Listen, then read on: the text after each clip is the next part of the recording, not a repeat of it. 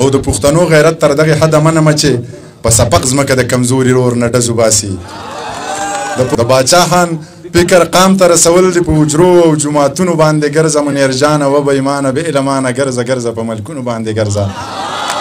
یو نوی نظم درته وایم نیازکه چې پیغله پښتنه واوره، غوږ کې د قیصه واوره، خط چنغول ته څه لیکي، خال پکې د زړه لیکي، زه له خیره ښه یمه، سم د مور او پلار دي، ورونه د خدای ښه ساته، ښه مې تابعدار دي، خویندې دي هوښیارې دي، شکر دی په لارې دي، هېڅ ارمانې مه کوه، کلی زړې لارې دي، غم زما بېغمه شه، یمه دې په تمه شه، هغسې مین اوسه یاره مطمئن اوسه، غنې په دیوال ساتم ستا د عزت خیال ساتم. سپین په سور نور دا تور ویښته که د کلي کور غمونه مه که، زه در سره یمه زړه ښه که، مسافري په نره وکه، زه پښتنه یم په نامه دې ناسته یمه.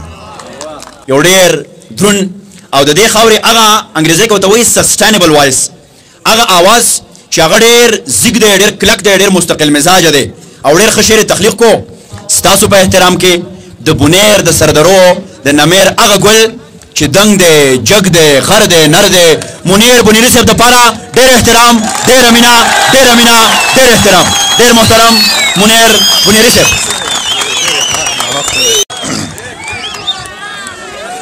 لکه یې خاورو خوړه سر یې میږو خړو، کارغه د باز پیښې کولې نو پیشو خړو، اجل راغستی و د کلي لارې ونیوله، زمری یوازې شو د لارو کوڅو سپو خړو. بسم الله الرحمن الرحیم. ډېره زیاته مننه دغې دیر د خلکو دغې انتظامیې چې دومره ښایسته پروګرام یې را جوړ کړو. شعرونه ویمه شاکر صاحب نوی غزل مې لیکلی که د شاعرۍ د چوکاټ نه یا قافیې ګډې وړې وې نو چېرته غلط وم هلته به غلط یم. نوی غزل مې لیکلی دی چې شیخ کېنولي دي په دم تېنه مرض وباسي، شیخ کېنولي دي په دم تېنه مرض وباسي او زورور ترې زمرود په رڼا ورځ وباسي. میرات وطن دی چور تالانې په سرو سپینو کېږي، د غلا هم میرات وطن دی چور تالانې په سرو سپینو کېږي، د غلا هم تا د لوړ نه ورلګز وباسي. میرات وطن دی چور تالانې په سرو سپینو کېږي، د غلا هم تا د لوړ نه ورلګز وباسي. او د پښتنو غیرت تر دغې حده منمه چې په سپق ځمکه د کمزوري رور نه ډز وباسي.